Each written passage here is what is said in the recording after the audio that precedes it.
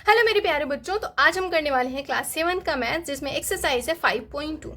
तो पहला क्वेश्चन, इसमें हमें प्रॉपर्टी बतानी है। जो ये क्वेश्चंस गिवन है उसमें कौन सी प्रॉपर्टी यूज हुई है। एंड उसके बाद यहाँ पे एक फिगर है। तो एक फिगर ये जो बना है, ये लाइन में से मिलके बना है। लाइन सेगमेंट वो होती है जो जिसके दो एंड पॉइंट्स होते हैं, एंड लाइन वो होती है जो एक्सटेंड हो सकती है दोनों डायरेक्शन में।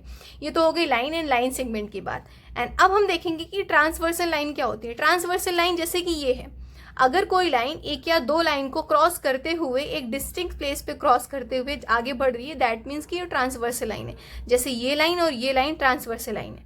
ठीक है, तो अब इसी फिगर के बिहाफ पे इन क्वेश्चंस को समझेंगे। इसमें पूछा है इन्होंने, if A is parallel to B, A जो है वो बी पे पैरेलल है। जैसे हमारा स्केल होता है वैसे ये भी लाइन है ना, पैरेलल लाइन कभी एक दूसरे को इंटरसेक्ट नहीं करती है। तो ए एंड बी जो है पैरेलल है, then angle 1 equals to angle 5। तो एंगल 1 जो है वो एंगल 5 के इक्वल है। क्यों इक्वल है? बिकॉज कॉरिस्पॉन्डिंग एंगल है। एंगल 1 जो है एंगल 5 के कॉरिस्पॉन्डिंग है, इसलिए वो इक्वल है। तो यहाँ पे लिख सकते हो, if the two parallel lines are cut by transversal line, each pair of corresponding angles are equal in measure. तो बस इसके आगे इतना लिख देना है। तो इस क्वेश्चन के आगे ऐसे लिख दो, कॉरेस्पॉन्डिंग एंगल है ये, कॉरेस्पॉन्डिंग एंगल। अब कॉरेस्पॉन्डिंग एंगल क्यों होता है? तो यहाँ पे लिखो, if two parallel lines, if two parallel lines, ये पैरेलल का साइन होता है, lines are cut by transversal line, transversal line, each pair of corresponding angle equal, corresponding angles are equal in measure। That's why A जो है 1 जो है वो 5 के इक्वल है। इसी तरीके से क्वेश्चन नंबर 2 में इन्होंने पूछा है, angle 4 equals to angle 6, then A is parallel to B. Same A and B जो पैरेलल है, तो उसमें एंगल 4 एंड एंगल 6 जो है इक्वल है। ऐसा क्यों है? क्योंकि एंगल जो 4 एंड एंगल 6 है वो अल्टरनेट इंटीरियर एंगल है, equals to angle 6, because alternate interior angle. ठीक है, अब यहाँ पे लिख सकते हो आप क्यों ऐसा है। तो लिखो, when a transversal line, when a transversal line cuts two lines, transversal cuts two lines such that the pairs of alternate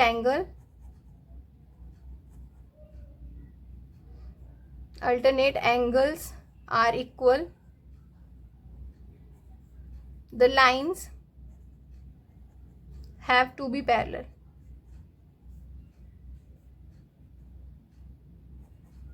I hope समझ में आया होगा। सिंपल सा इन्होंने पूछा है, एंगल 4 एंड एंगल 6 जो है वो इक्वल है, तो angle A and angle B क्यों पैरेलल है, तो यही बताना है। व्हेन ट्रांसवर्सल जो है वो कट करता है एक दो लाइंस को, ट्रांसवर्सल का मतलब यही तो बताया ना, अगर कोई लाइन है दो या दो से ज़्यादा लाइन को कट कर रही है एक डिस्टिंक्ट पॉइंट पे, तो वो ट्रांसवर्स है।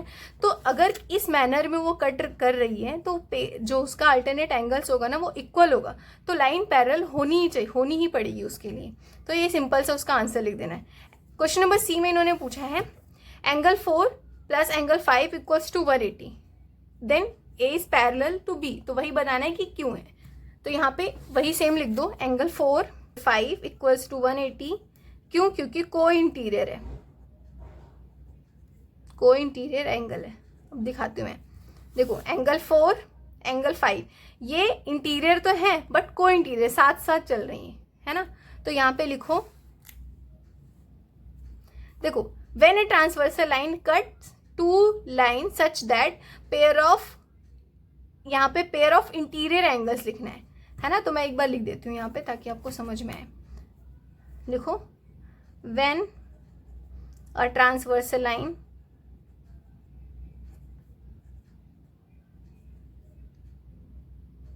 Cut two lines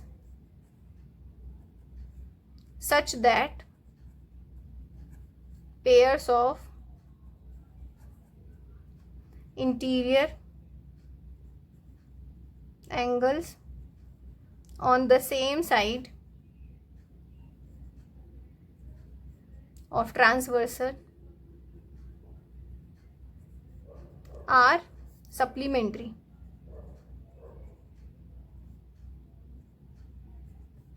The lines have to be parallel.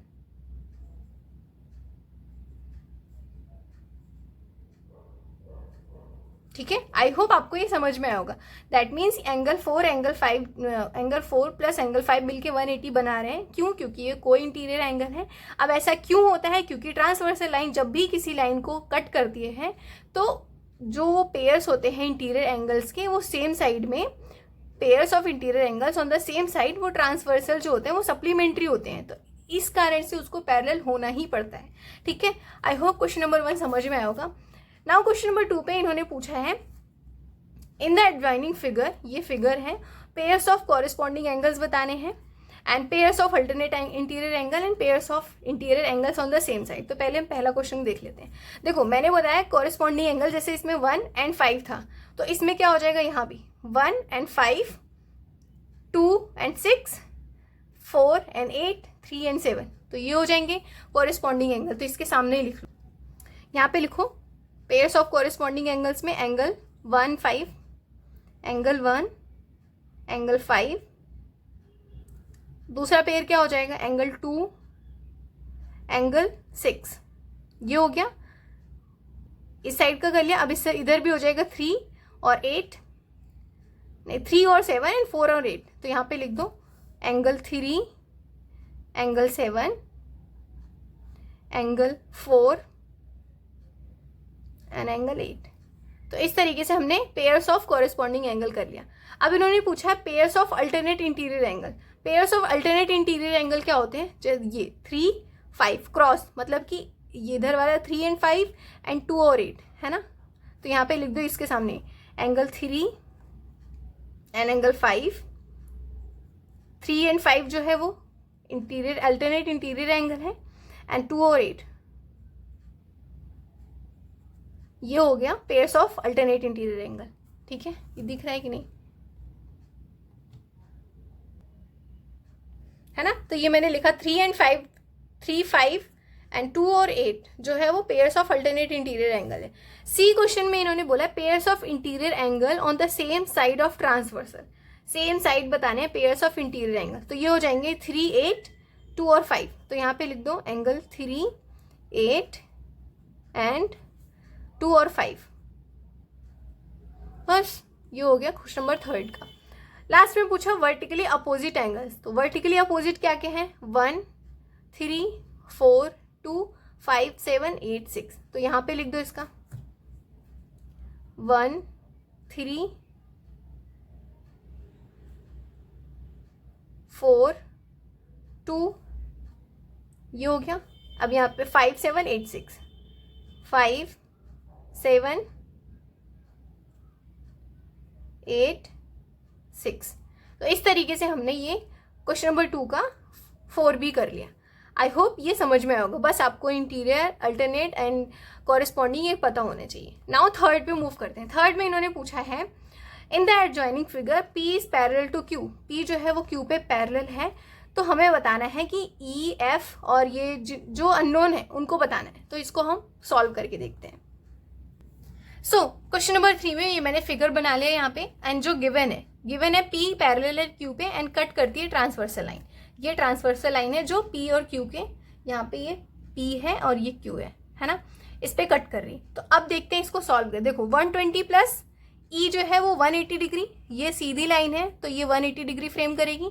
तो यहाँ पे लिखो 125 degree plus E equals to 180, क्योंकि ये लीनियर पेयर है तो ब्रैकेट में आप लिख दो लीनियर पेयर. ठीक है, अब E की वैल्यू क्या हो जाएगी, 180 minus 25, 180 minus 125 equals to, minus करोगे तो 55 आ जाएगा. ये इक्वेशन नंबर 1 हो गया. 55 डिग्री E की वैल्यू पता चल गई.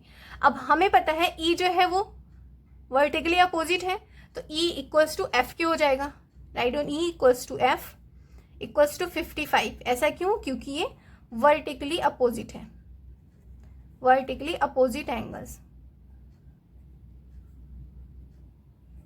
ठीक है, ई और एफ जो वो इक्वल है 55 डिग्री के, जब एफ 55 हो जाएगा तो ए भी 55 हो जाएगा, क्योंकि अल्टरनेट इंटीरियर एंगल हो जाएगा एफ और ए, है ना। इस फिगर को अगर ऐसे करके देखोगे तो एफ और ए जो है वो अल्टरनेट इंटीरियर एंगल हो जाएंगे। तो यहाँ पे लिखो A equals to F equals to 55 degree. क्यों? क्योंकि अल्टरनेट इंटीरियर एंगल है, ठीक है, अल्टरनेट इंटीरियर एंगल है। अब यहाँ पे देखो ए और बी, ए 55 है, बी नहीं पता, तो ए प्लस बी हो जाएंगे 180, ए प्लस बी इक्वल्स टू 180। क्यों? क्योंकि ये भी लीनियर पेयर है ना, लीनियर पेयर। अब 55 प्लस बी, ये ए था, ए की जगह 55 लिख दो, plus B equals to 180 degree. तो हमें बी की वैल्यू पता चल जाएगी, 180 में से माइनस करोगे 55, आंसर आ जाएगा 125। तो बी की वैल्यू पता चल गई। तो अब देखो ए इक्वल्स टू हो जाएगा सी के इक्वल्स टू 55। ऐसा क्यों? ए और सी जो है वो क्या है, वर्टिकली अपोजिट एंगल हो गया ना इसकी तरह।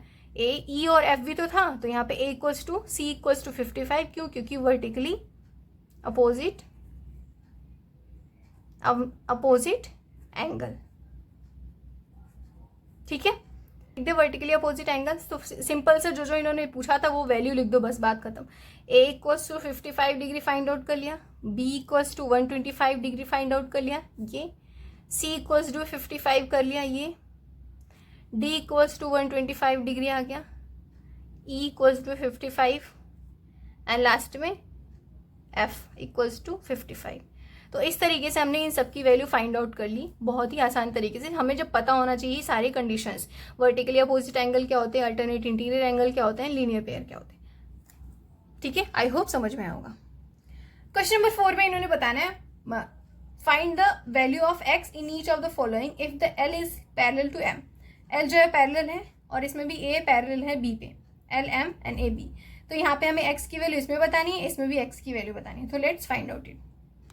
सो इस तरीके का फिगर बना है उसमें। अब देख सकते हैं एल और एम जो पैरेलल है एंड टी जो है ट्रांसवर्सल लाइन है। तो ये लिख लेते हैं, L is parallel to M and T is transversal line, ठीक है, टी इज ट्रांसवर्सल लाइन। इतना हमने कर, ये एल है और ये टी है। इंटीरियर वर्टिकली अपोजिट एंगल्स होंगे इसके बीच में, वो 110 ही तो होगा ना। ये एल टी और एल के बीच में जो इंटीरियर अपोजिट एंगल है वो 110 होंगे। तो यहाँ पे लिखो interior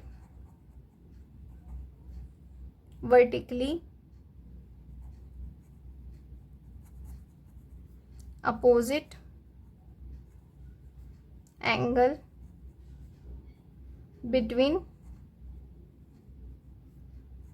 line L and T equals to 110। L और टी के बीच में अपोजिट जो इंटीरियर एंगल है ये 110 है। तो यहाँ पे क्या हो जाएगा, 110 plus X equals to 180 degree, क्योंकि ये सप्लीमेंट्री है, ठीक है। तो एक्स की वैल्यू क्या हो जाएगी, X equals to 180 minus 110 equals to 70 degree. पता चल गया, एक्स की वैल्यू हो जाएगी 70 डिग्री। क्यों? जो हमने देखा टी और एल के बीच में जो है अब वर्टिकली अपोजिट एंगल जो है 110 हो जाएगा एल और टी के बीच में, एंड 110 प्लस एक्स, ये और ये जो है 180 डिग्री होंगे क्योंकि सप्लीमेंट्री है। तो एक्स की वैल्यू 70 आ जाएगी। इसी तरीके से देखो इसका सेकेंड क्वेश्चन तो बहुत ही ईजी है। यहाँ पे ए एंड बी और L M M, A and B parallel है और एल एंड एम भी पैरेलल है। तो सिंपल से यहाँ पे देखो 100 और x जो कॉरेस्पॉन्डिंग एंगल हो जाएंगे, x ही फाइंड आउट करना था। तो यहाँ पे सिंपल लिख दो given L parallel to M and A is parallel to B। तो सिंपल से क्या हो जाएगा, x इक्वल्स टू 100। अब ऐसा क्यों, क्योंकि ये कॉरेस्पॉन्डिंग एंगल है, ठीक है। तो ये था क्वेश्चन नंबर 4 का फर्स्ट और सेकेंड। मूव करते हैं फिफ्थ पे। फिफ्थ में क्या दिया है, गिवन फिगर, ये फिगर है, इसमें हमें ए बी सी अगर 70 डिग्री है तो D G C and D E F find out करना है। तो इसको करके देखते हैं। सो देखो क्वेश्चन नंबर 5 का 1, इसमें ये फिगर ध्यान से देखो, इसमें आप देख सकते हैं ए बी और डी ई पैरेलल है एक दूसरे को, और जो बी सी है, बी और सी ये ट्रांसवर्सल लाइन है, देख सकते हैं ये कट कर रही नहीं यहाँ पे, तो बी सी जो है वो ट्रांसवर्सल लाइन हो गई, और ए बी सी 70 डिग्री का है। इतना जो फिगर से हमने फाइंड आउट किया है, ये इतनी लाइन, ए बी जो है डी पे पैरेलल है, बी सी जो ट्रांसवर्सल लाइन है, ए बी सी की जो वैल्यू है 70 डिग्री है। तो सिंपल सा डी जी सी की वैल्यू फाइंड आउट कर सकते हैं। Angle A B C, right down angle A B C equals to हो जाएगा एंगल डी जी सी के, A B C D D G C है ना, ये वाली जो वैल्यू होगी वो बराबर हो जाएगी। क्यों? क्योंकि ये कॉरेस्पॉन्डिंग हो जाएंगे, कॉरेस्पॉन्डिंग एंगल। अब कॉरेस्पॉन्डिंग एंगल क्यों है? क्योंकि जो डीजी जो ये बीसी है ना वो ट्रांसवर्सल लाइन हो गई और ये दोनों पैरेलल हैं। तो हमने यही पढ़ा है ना, जब दो लाइन पैरेलल है एंड उसको एक ट्रांसवर्सल लाइन कट कर रही है तो जो एंगल होंगे वो कॉरेस्पॉन्डिंग एंगल्स होंगे। ठीक है, ये कॉरेस्पॉन्डिंग एंगल है तो डीजीसी एंगल भी हो जाएगा, D G C equals to 70 degree हो जाएगा। तो इसी तरीके से सेकंड कर लेते हैं। सेकंड में इन्होंने पूछा है angle D E F. Angle D E F कैसे हो जाएंगे? तो यहाँ पे भी यही लिख दो, गिवन ये जो लाइन है पैराग्राफ इतना पूरा इसमें लिख दो, given A B is parallel to D E and B C is transversal line and A B C की जो वैल्यू है 70 डिग्री गिवन है। तो इसमें भी वही हो जाएगा, D G C equals to D E F, angle D G C equals to angle D E F. क्यों? क्योंकि ये भी कॉरेस्पॉन्डिंग एंगल है ना। अब ये भी कॉरेस्पॉन्डिंग एंगल है तो angle D E F equals to ये भी हो जाएगा 70 डिग्री। तो बस ये हमें इस फिगर से फाइंड आउट कर लिया। सो अब क्वेश्चन नंबर 6 देखेंगे। इसमें इन्होंने बोला है decide whether L is parallel to M. ये कुछ गिवन क्वेश्चन है, इसमें हमें देख के बताना है कि कौन से फिगर में एल जो है वो एम के पैरेलल चल रहा है। तो सिंपल से पहला क्वेश्चन देखते हैं। एंड पैरेलल होने के लिए आपको कुछ कंडीशंस जो है वो पता होनी चाहिए। इनका जो इंटीरियर एंगल होता है ना, अपोजिट इंटीरियर एंगल्स, उनका जो सम होता है वो 180 डिग्री होना चाहिए। जैसे ये दोनों है, ये दोनों है एंड ये दोनों, इनका जो सम है 180 डिग्री होने चाहिए, तो वो पैरेलल की कंडीशन में हो जाएंगे। ये बहुत ही मतलब कॉमन कंडीशन है जो कि याद होनी चाहिए। तो अब अगर आप इसमें प्लस करोगे तो ये 170 के आसपास आएगा। तो ये इसमें तो एल एंड एम पैरेलल नहीं है पहले क्वेश्चन में। सेकंड में 75 प्लस 75 करोगे तो ये 150 के आसपास आएगा। दैट मीन्स कि एल इज नॉट एम के पैरेलल। इसमें जब आप प्लस करोगे तो ये आएगा 180। दैट मीन्स कि एल और एम जो पैरेलल हैं, क्योंकि ये सप्लीमेंट्री कंडीशन को फॉलो कर रहे हैं। सप्लीमेंट्री एंगल्स ऑफ प्रॉपर्टी जो पैरेलल लाइंस की होती है उसको फॉलो कर रहे हैं। क्वेश्चन नंबर 5 भी पैरेलल नहीं है, फिगर को ही देख के बता सकते हैं। इन दोनों को प्लस करके 170 के आसपास आएगा। तो ये था क्वेश्चन नंबर 6 एंड इसमें लिखना कैसे है वो मैं आपको एक बार बता देती हूँ। ये मैंने क्वेश्चन नंबर 6 का आंसर लिख दिया है। इसको इस तरीके से आपको लिख देना है। पहले में 126 प्लस 44 डिग्री 170 के आसपास है। ये पैरेलल नहीं है क्योंकि जो sum of interior and opposite angles होते हैं उनकी वैल्यू जो 180 डिग्री नहीं है। सेकेंड में भी 150 आ रहा है। दैट मीन्स कि वो पैरेलल नहीं होगा, तो ये लिख देना है L is not parallel to M because sum of the angles does not obey the property of parallel lines. Question number 3 में इन दोनों को प्लस करोगे तो 180 आ रहा है। तो that means L is to parallel M due to supplementary angles जो होती है प्रॉपर्टी का वो पैरेलल लाइंस का फॉलो कर रहे हैं। एंड क्वेश्चन नंबर 4 जो है उसमें भी 170 आ रहा है। तो सिंपल से लिख देना L is not parallel to M because sum of the angles does not obey the property of parallel lines. तो ये था question number 6 and chapter number 5 का एक्सरसाइज 5.1। आई होप आप सबको समझ में आया होगा एंड अगर कोई भी प्रॉब्लम होगी तो उसको प्लीज़ कमेंट करना, मैं ज़रूर रिप्लाई दूंगी। मिलते हैं हम नेक्स्ट चैप्टर में।